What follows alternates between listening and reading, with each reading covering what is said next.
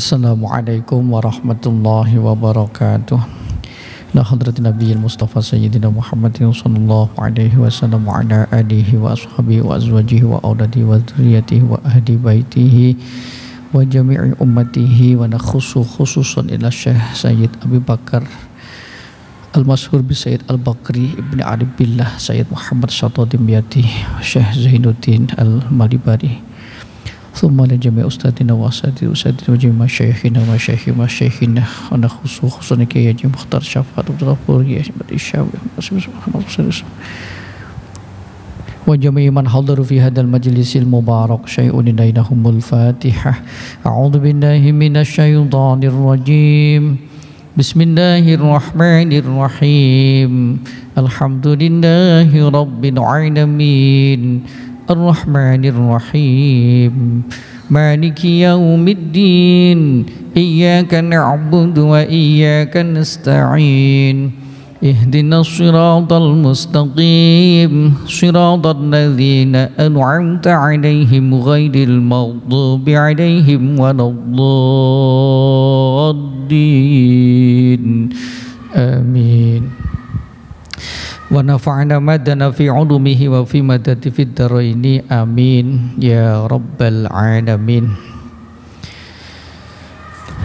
Bismillahirrahmanirrahim.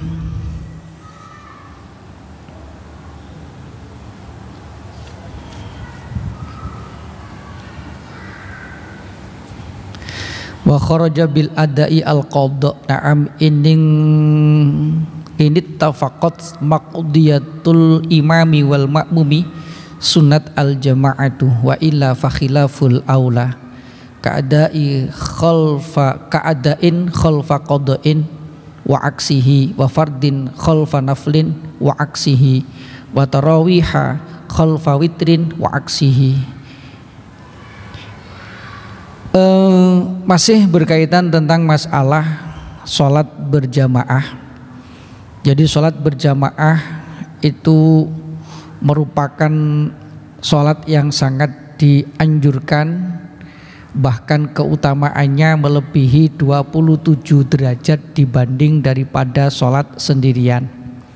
Dan yang dimaksud di sini adalah sholat maktubah atau sholat yang memang merupakan sholat fardu yang dianjurkan untuk melaksanakan secara berjamaah. Akan tetapi seandainya yang terjadi itu adalah sholat qadha, maka kaitan dengan masalah sholat qadha ini tidak disunatkan untuk berjamaah. Terkecuali kalau misalnya antara imam dan makmum sama-sama mengqadha. Misalnya dalam satu keluarga karena habis melaksanakan acara malam itu pesta sampai malam kenyang kemudian tidur pules, satu keluarga suami istri dan anak-anak itu bangun kesiangan, bangun jam 7 pagi baru bangun padahal belum sholat subuh. Nah ini berarti kalau satu keluarga itu kesiangan semua, otomatis berarti wajib mengqadha sholat subuh. Nah kalau sama-sama mengqadha dalam hal ini dilaksanakan secara berjamaah, maka itu sunnah, boleh. Tapi kalau misalnya imamnya qadha, makmumnya tidak, atau sebaliknya makmumnya qadha, imamnya tidak, maka itu tidak dianjurkan untuk berjamaah. Jadi yang dilaksanakan secara berjamaah itu kalau sama-sama adanya, artinya sholat yang dikerjakan tepat dalam waktunya. Tapi kalau qadha antara imam dengan makmum sama-sama mengqadha, jadi karena tadi bangunnya kesiangan kemudian bangun jam 7 lalu melaksanakan sholat secara berjamaah, itu boleh karena antara imam dan makmum sama-sama yang dilaksanakan adalah sholat qadha. Maka kalau demikian sunnah dilakukan secara berjamaah. Tapi kalau tidak, tidak sama antara sholat yang dilakukan imam dengan sholat yang dilakukan makmum, maka itu menjadi sesuatu yang tidak sunnah untuk dilaksanakan secara berjamaah, bahkan menjadi khilaful aula. Kayak ada makmum dengan imam yang qadha atau sebaliknya, ada sholat fardu makmum dengan orang sholat sunnah atau sebaliknya. Menurut apa yang ada di dalam kitab ini, kitab Fathil Mu'in, yang kemudian disarah dalam kitab I'anatut Thalibin, atau kitab sholat tarawih khalfa witrin, makmumnya melaksanakan sholat tarawih sementara imamnya melaksanakan sholat witir, maka yang demikian itu khilaful aula, tidak seyogyanya dilaksanakan secara berjamaah. Akan tetapi kalau di dalam kitab Safinatul Najah, Sulam Safinah, di sana dijelaskan bahwasanya boleh seseorang yang melaksanakan sholat fardu itu makmum kepada imam yang melaksanakan sholat sunnah, makmum kepada orang yang melaksanakan sholat sunnah. Apalagi kalau kita tidak tahu bahwasanya orang itu sedang melaksanakan sholat sunnah. Misalnya kita udah terlambat melaksanakan sholat berjamaah di masjid, jamaah udah bubar, imamnya bubar, makmumnya bubar. Ini biasa terjadi di waktu duhur, karena waktu duhur itu banyak para musafir yang kemudian singgah di masjid untuk melaksanakan sholat duhur. Nah kemudian kita melihat, kita tidak melaksanakan sholat duhur di masjid, kita melihat ada orang sedang sholat, sementara kita tidak tahu apakah orang itu sholat sunnah apa sholat fardu. Kemudian kita ingin makmum kepada orang itu, ya makmum saja. Di dalam aturannya sebenarnya ketika melaksanakan sholat berjamaah, kalau misalnya kita lihat ada orang sedang sholat, kemudian kita makmum di belakangnya, ya kita nggak perlu nepuk punggungnya. Terus masalah nepuk punggung itu sebenarnya untuk memberitahu bahwasanya kita ini makmum dengannya, sehingga seandainya orang itu sedang melaksanakan sholat sendirian atau munfarid, maka dia bisa berubah niatnya menjadi imam, sehingga mendapatkan keutamaan sholat berjamaah. Karena di dalam aturan sholat berjamaah itu, untuk mendapatkan keutamaan berjamaah, maka makmum harus berniat menjadi makmum. Seandainya imam tidak niat menjadi imam, itu tetap keutamaan berjamaah bagi makmum dapat, tapi imam tidak mendapatkan keutamaan berjamaah. Sehingga kalau kita nepuk punggung itu sebenarnya hanya memberitahu bahwasanya kita ini sedang ngikut dengan orang yang ada di hadapan kita, sehingga orang itu nanti seandainya dia melaksanakan sholat munfarid, maka dia bisa merubah niat dalam hati, saya niat jadi imam karena Allah, maka dia mendapatkan kemuliaan berjamaah. Tapi seandainya tidak ditepuk punggungnya juga tidak apa-apa, sebab kadang-kadang itu kita nepuk punggung itu menyebabkan orang yang ada di hadapan kita itu kalau nggak ngerti hukumnya jadi kacau sholatnya. Misalnya ini, kita sholat sunnah, yang kita lakukan sholat sunnah, kemudian ada orang datang di belakang kita nepuk punggung kita, maksudnya itu makmum dengan kita, padahal yang kita laksanakan itu sholat sunat. Lalu apa solusinya? Ya udah, lanjutkan saja sholatnya, sholat kita lanjutkan, orang itu makmum di belakang kita nggak masalah, tidak masalah. Artinya boleh makmum dia dengan orang yang sedang sholat sunat itu tidak jadi masalah. Sebab pernah saya melihat secara langsung ini di masjid ini, di Al-Kafah ini, ada orang sedang sholat di sudut sana itu. Waktu itu sholat berjamaah sudah bubar, kita sedang zikir di sini. Terjadinya itu kalau saya nggak salah waktu duhur. Nah tiba-tiba ada orang di belakangnya kemudian nepuk punggungnya. Pokoknya apakah orang itu sedang sholat munfarid atau sholat sunat, yang jelas ada orang ngikut di belakangnya karena dia sholat sendirian, kemudian ada orang datang ikut di belakangnya nepuk punggung, padahal yang dilaksanakan sholat duhur. Spontan lafalnya dikencengin, Bismillahirrahmanirrahim, Alhamdulillahirabbil alamin, padahal sholat duhur. Kan sunahnya sholat duhur itu kan secara sir, walaupun jadi imam kan tetap sir. Tapi karena kaget ditepuk punggungnya, akhirnya langsung bacaannya dikeraskan karena merasa dirinya jadi imam. Kan ini jadi kacau. Jadi kan artinya kan orang kalau kita diikutin, ya pokoknya terusin saja. Misalnya ada orang mengikut makmum dengan kita di belakang kita, walaupun yang kita lakukan itu sholat sunnah, lanjutkan saja. Karena orang itu yang ikut makmum di belakang kita, walaupun kita ini sedang melakukan sholat sunnah, tapi kalau dia makmum dengan kita, kalau di dalam kitab ini Fathul Mu'in ini khilaful aula, orang sholat sunat, orang sholat fardu makmum kepada orang yang sholat sunat, itu khilaful aula, menyalahi keutamaan. Tapi kalau di dalam beberapa kitab yang lain dijelaskan itu tidak jadi masalah, artinya sah-sah saja mendapatkan keutamaan berjamaah. Kemudian ada orang sholat taraweh makmum dengan imam yang sholat witir, itu kalau terjadi ya khilaful aula wa aksihi. Demikian juga sebaliknya, sholat witir makmum dengan orang yang sholat taraweh. Wabil maktubati al mangdurah, dikecualikan dengan sholat maktubah adalah sholat yang dinadarkan, wan nafilah, dan juga sholat sunnah. Maka sholat yang dinadarkan itu tidak dianjurkan untuk dilaksanakan secara berjamaah. Demikian juga dengan sholat sunnah.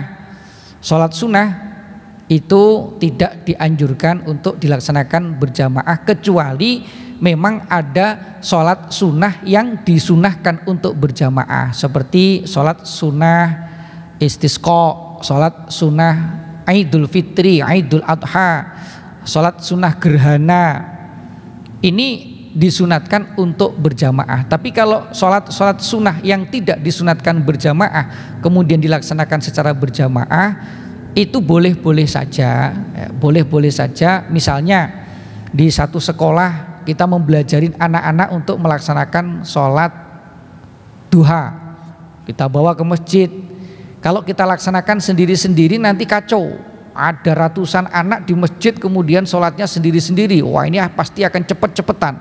Akhirnya kita siasati dilaksanakan secara berjamaah, ya monggo-monggo saja boleh.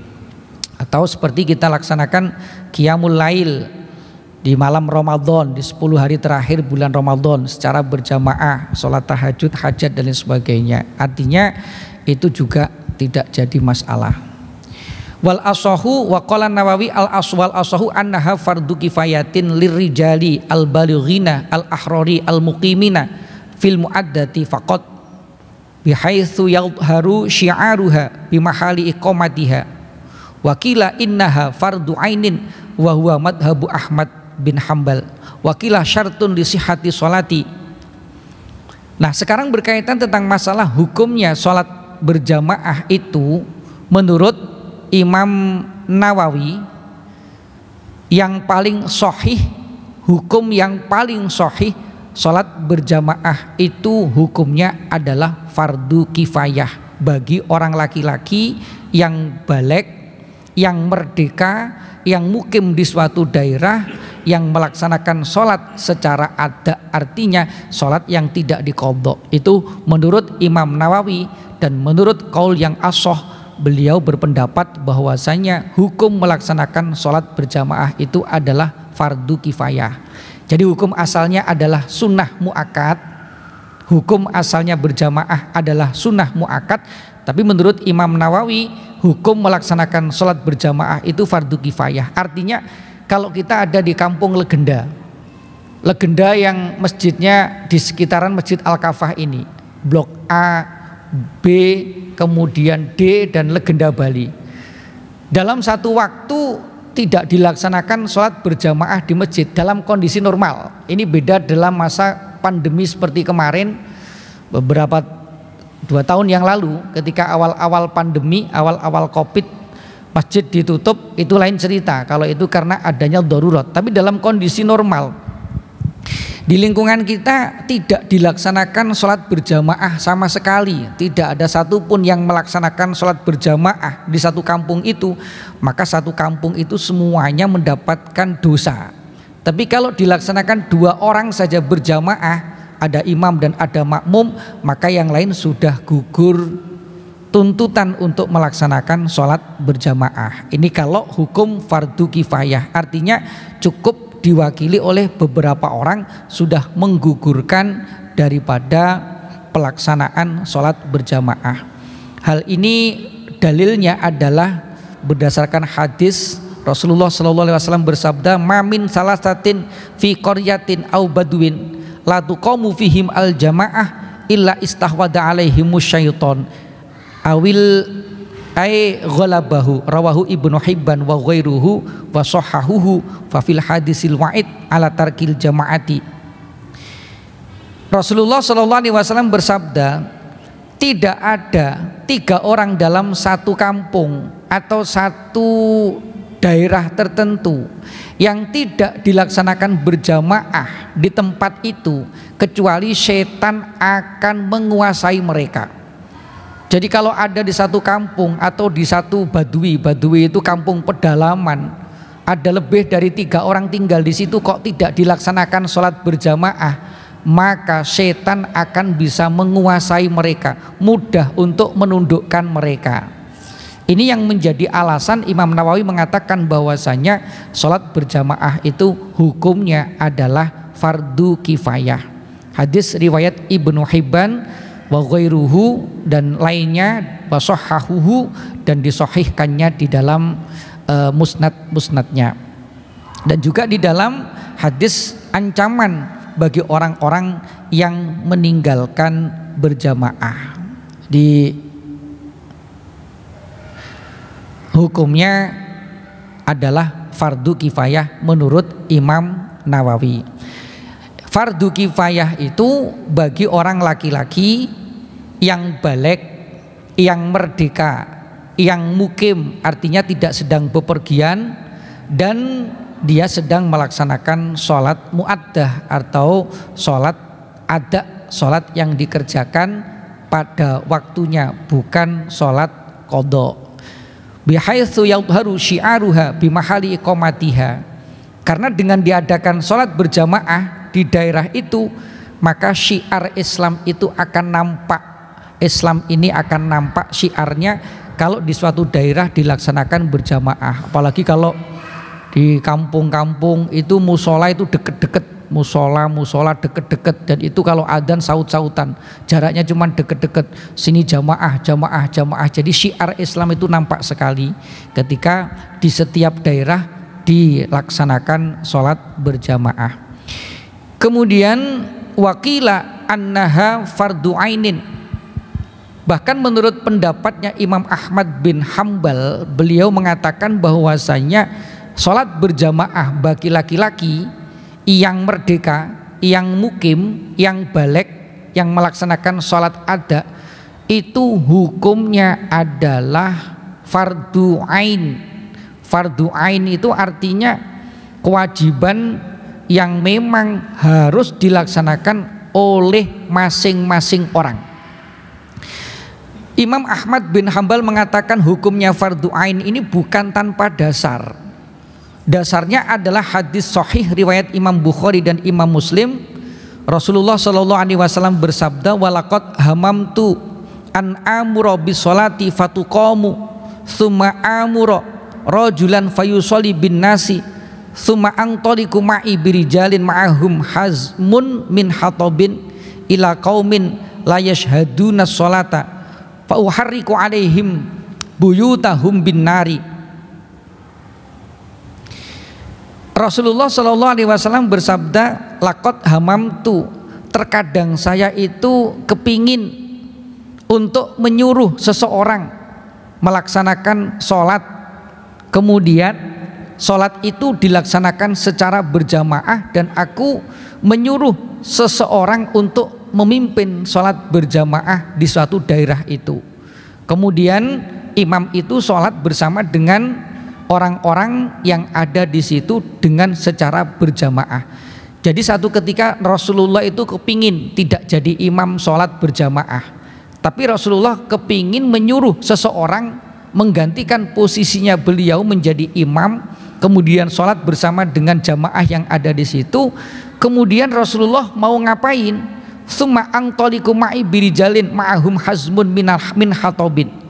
Kemudian aku pengen sweeping, berjalan-jalan, pergi keliling, ronda, patroli bersama dengan beberapa orang yang orang itu membawa seikat kayu bakar. Beberapa ikat kayu bakar dibawa oleh orang-orang bersamaku. Kita akan keliling ila kaumin, menuju kepada kaum la yashhaduna sholata, yang tidak hadir melaksanakan sholat berjamaah.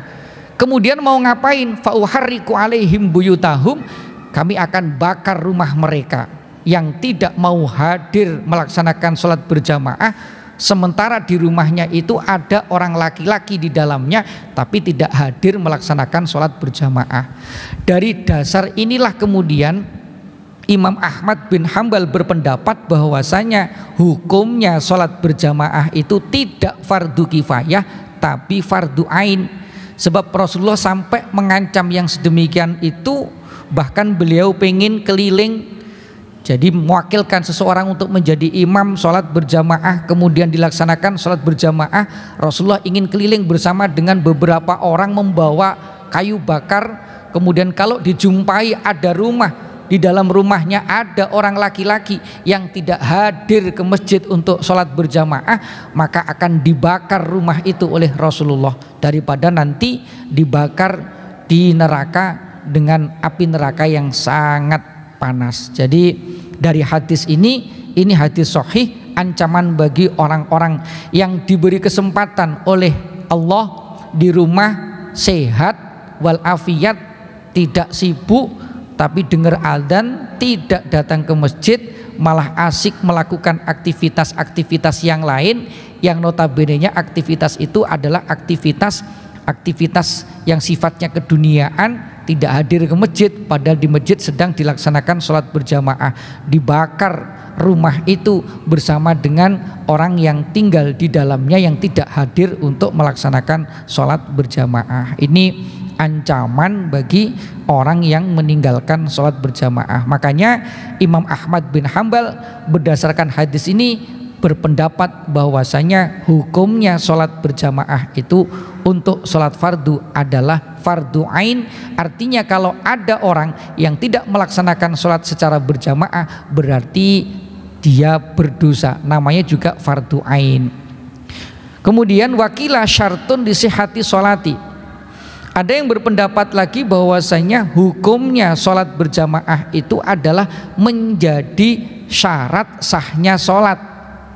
Fi nihayah, di dalam kitab Nihayatuz Zain dijelaskan di sana bahwasanya kalau sholat berjamaah itu menjadi syarat sahnya sholat, berarti kalau sholat tidak dilaksanakan secara berjamaah berarti sholatnya tidak sah. Ini menurut satu pendapat sesuai dalam kitab Nihayah bahwasanya sholat berjamaah itu menjadi syarat sahnya sholat maktubah atau sholat fardu. Ini hukum yang kereng-kereng, hukum yang yang keras-keras. Tapi bagi jumhur ulama mengatakan bahwasanya sholat berjamaah hukumnya adalah sunnah muakkad. Kemudian tingkatan yang kedua adalah fardu kifayah. Artinya kalau memang ada udzur syar'i yang menyebabkan seseorang untuk tertinggal sholat berjamaah, maka itu tetap sah sholatnya dilaksanakan secara munfarid. Namun demikian, seandainya kita ini masih bisa mengupayakan untuk bisa melaksanakan sholat secara berjamaah, alangkah lebih baiknya tetap kita upayakan. Misalnya kalau kita ini lagi di kantor, kemudian pulang kerjanya agak kemalaman sehingga sampai di rumah sudah selesai melaksanakan sholat isya berjamaah. Maghribnya tadi bisa dilaksanakan di PT misalnya, tapi pulangnya malam karena ada meeting, akhirnya agak malam, lembur, gak sempat melaksanakan sholat berjamaah padahal waktunya sudah malam. Ya kita pesen sama istri di rumah, kalau istrinya lagi dalam kondisi tidak menstruasi, Dek tolong nanti sholat isya-nya bareng abang saja ya, karena abang belum sholat isya berjamaah tadi, sehingga sampai di rumah nanti masih bisa melaksanakan sholat berjamaah bersama dengan istri. Ataupun kalau tidak begitu, sampai di rumah sementara istri sudah melaksanakan sholat berjamaah atau sholat sendiri, kemudian kita baru nyampe, padahal kita mau jamaah di masjid sudah bubar, ya kita tanya sama istri, sudah sholat atau belum dek? Oh sudah bang. Ya sudah gini, tolong bantu abang, kita melaksanakan sholat berjamaah bersama. Walaupun istri tadi sudah sholat sendirian, sholat isya sendirian, ini masih boleh i'adah, mengulang kembali barengin suami agar bisa dilaksanakan sholat secara berjamaah. Itu boleh, mengulang sholat itu boleh, i'adah itu sholat boleh. Jadi akhirnya tetap dilaksanakan secara berjamaah. Atau barangkali ketika kita dalam kondisi-kondisi tertentu tertinggal melaksanakan sholat secara berjamaah dengan imam maktubah, artinya dengan imam yang memang sesuai jadwal, kemudian udah terlambat, biasanya ini waktu duhur misalnya, kita agak sabar sedikit datang di masjid, kemudian belum ada orang, kita agak menunggu sedikit, barangkali nanti ada orang yang datang, kemudian bisa kita ajak bersama-sama melaksanakan sholat secara berjamaah. Sehingga bagaimana caranya agar sholat kita ini tetap dilaksanakan, selalu melaksanakan sholat secara berjamaah. Walaupun pada akhirnya kita melaksanakan jamaah di rumah bersama dengan istri karena sudah ketinggalan jamaah dengan imam maktubah di masjid. Wala yata'akkadu lin nadbi lin nisa'i wala yata'akkadu an nadbu lin nisa'i ta'akkuduhu lirijali. Kemudian sunat muakkadnya, hukum melaksanakan sholat berjamaah itu bagi laki-laki tidak seperti sunnah muakkadnya bagi perempuan. Artinya bagi orang perempuan, bagaimana hukum melaksanakan sholat berjamaah? Tetap hukumnya sunnah muakkad, tapi dengan syarat-syarat tertentu nanti. Cuman kesunatan bagi wanita itu tidak sama seperti kesunatan bagi laki-laki. Sehingga bagi orang laki-laki, falidzalika yukrahu tarkuha lahum, bagi orang laki-laki makruh hukumnya meninggalkan sholat berjamaah. Akan tetapi bagi perempuan la lahunna, tidak dimakruhkan bagi perempuan meninggalkan sholat secara berjamaah. Sehingga bagi laki-laki kalau hukum yang ringan, hukum yang umum, kita ini masih memakai hukum yang umum, yaitu hukumnya sunnah muakkad melaksanakan sholat berjamaah. Maka kalau sampai ditinggalkan, maka itu makruh hukumnya. Tapi bagi perempuan yang meninggalkan sholat berjamaah, maka tidak ada hukum makruh bagi perempuan yang meninggalkan sholat berjamaah. Wal jama'atu fi maktubatin lidzakarin bimasjidin afdalu. Sholat berjamaah, sholat fardu secara berjamaah bagi laki-laki dilaksanakan di masjid itu lebih utama. Jadi yang paling utama sholat berjamaah itu kalau dilaksanakan di masjid. Hal ini berdasarkan hadis Rasulullah SAW bersabda, "Shallu ayyuhan nasu fi buyutikum fa inna afdhala sholati sholatul mar'i fi baitihi ilal maktubah ay fahiya fil masjidi afdalu li'annahu mustamilun ala syaraf wa kathratil jamaah ghaliban wa idaru syiar wa kharaja bil dzakari al mar'ah."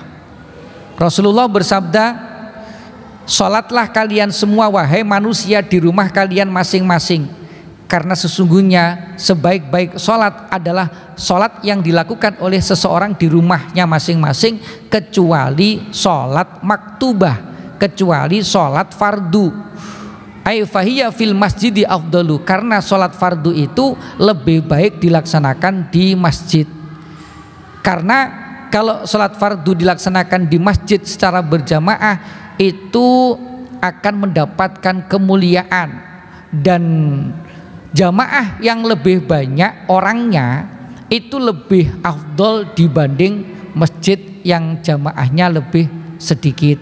Dan kemudian di dalam pelaksanaan sholat berjamaah itu ada syiar, ada mensyiarkan agama Islam. Jadi sholat bagi laki-laki di masjid, sholat berjamaah itu lebih utama daripada dilaksanakan di rumah masing-masing, kecuali dalam situasi yang memang darurat seperti beberapa waktu yang lalu karena pandemik, masjid lagi dikosongkan dari aktivitas sehingga pelaksanaan jamaah cenderung dilaksanakan di rumah masing-masing.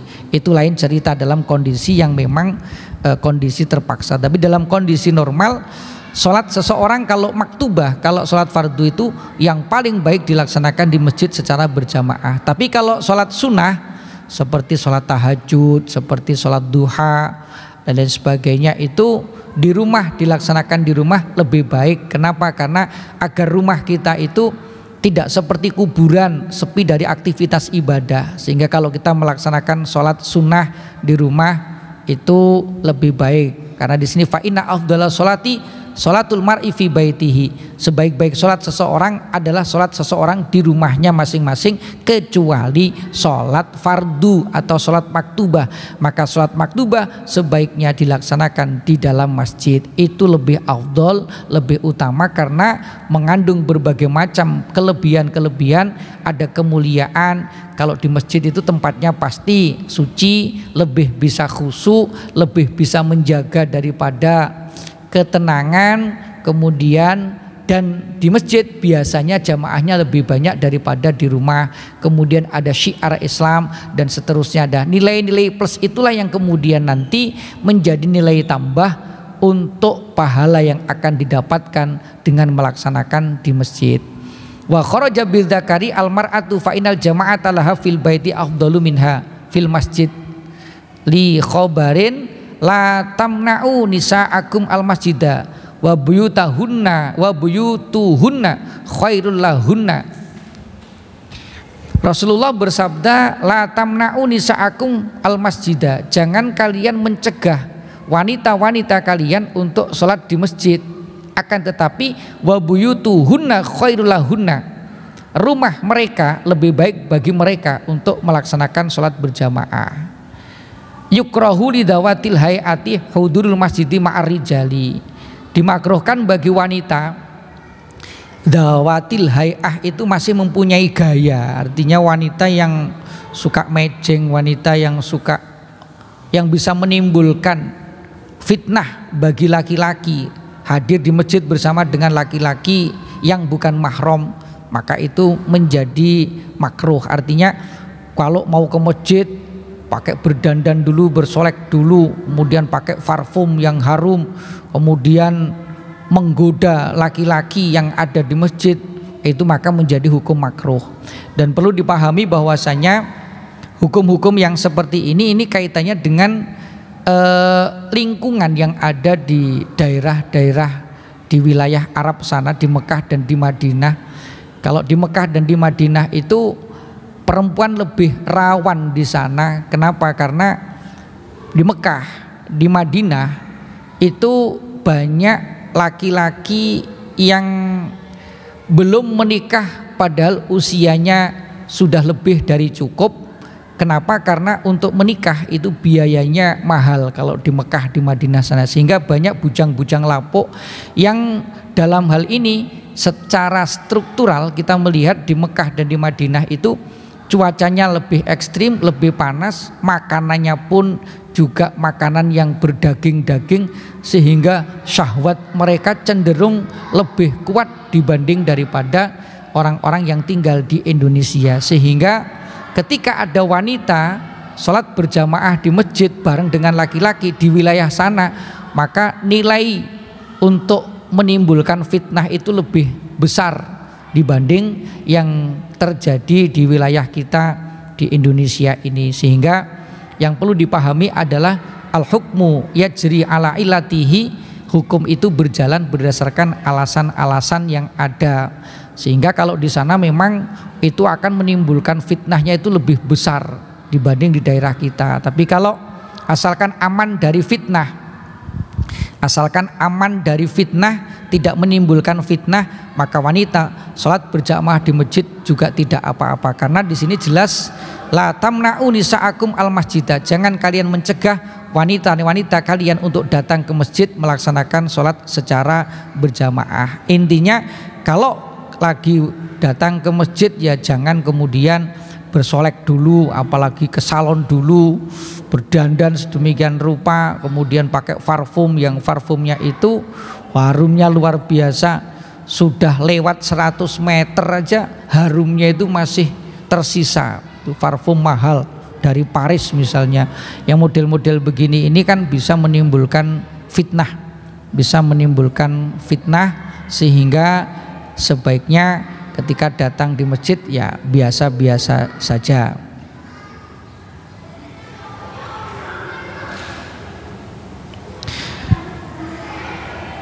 Wa yahrumu alaihinna bi ghairi idni waliyin au halilin au sayyidin au huma fi amatin mutazawwijatin wa ma'a khasyati fitnatin minha au alaiha. Nah, bagi wanita yang mau sholat berjamaah di masjid syaratnya harus seizin daripada suami atau walinya. Jadi kalau suaminya tidak mengizinkan jangan nekat datang ke masjid, karena ridho suami itu menyebabkan ridhonya Allah Subhanahu wa ta'ala. Bagi wanita yang amat atau budak maka harus ada ridho izin dari majikannya, karena itu menjadi syarat mutlak. Karena ridho suami itu hukumnya wajib, sementara jamaah di masjid itu hukumnya cuman sunnah. Kalau sampai kewajiban dilanggar gara-gara yang sunnah, maka itu akan terjadi hukum yang haram. Makanya kalau mau jamaah di masjid bagi perempuan ya harus seizin, artinya suaminya tidak melarang, memperbolehkan hal itu. Maka kalau melarang ya jangan sekali-kali nekat melanggar perintah suami, itu berdosa karena hukumnya cuman sunnah. Tapi kalau satu kewajiban dilarang, maka suaminya berdosa melarang seseorang untuk melakukan sesuatu yang wajib. Kan yang dimaksud di sini cuma sholat berjamaahnya, bukan sholat fardunya. Kalau sholat fardunya hukumnya memang wajib, tapi jamaahnya kan sunnah. Jadi kalau perempuan yang datang ke masjid harus seizin atau mendapatkan izin dari suami, dari suaminya atau dari walinya. Kemudian ada hadis lagi yang menjelaskan tentang keutamaan sholat berjamaah. Sholatur rajuli ma'ar rajuli azka min sholatihi wahdahu wa sholatuhu ma'ar rajulaini azka min sholatihi ma'ar rajuli wa makana aktsaru fahuwa ahabbu ilallahi ta'ala, rawahu Ibnu Hibban wa shahahuhu. Intinya sholat berjamaah dengan jumlah jamaah yang lebih banyak itu lebih utama dibanding dengan sholat berjamaah yang jumlah jamaahnya cuman sedikit. Sehingga Rasulullah bersabda, sholatnya seseorang dengan satu orang itu lebih baik daripada sholat dilakukan sendirian, dan sholatnya seseorang bersama dengan dua orang yang lainnya itu lebih baik daripada sholatnya seseorang hanya bersama dengan satu orang saja. Dan ketika jumlah orang yang ikut melaksanakan sholat berjamaah itu lebih banyak, maka itu lebih dicintai oleh Allah Subhanahu wa ta'ala. Hadis riwayat Imam Ibnu Hibban. Bahkan kelebihan daripada sholat berjamaah lainnya adalah ketika yang jamaah itu melebihi daripada 40 orang kemudian berdoa. Kalau ada 40 orang berkumpul kemudian berdoa, maka salah satu dari doa 40 orang itu adalah doanya wali yang pasti akan dikabul oleh Allah Subhanahu wa ta'ala. Karena doanya secara bersama-sama, maka berarti secara keseluruhan yang berdoa itu diijabah, dikabul oleh Allah Subhanahu wa ta'ala. Intinya semakin banyak jumlah orang yang melaksanakan sholat berjamaah, semakin banyak keutamaan-keutamaan yang akan didapatkannya. Naam in wajadat fi baitihi in wujidat fi baitihi faqatu fawa afdalu wa kadza law kanat fihi aksaru minha fil masjidi alama i'tamadahu al-adra'i wa ghairuhu. Tentang kaitan dengan masalah banyaknya jamaah ini, para ulama berbeda pendapat.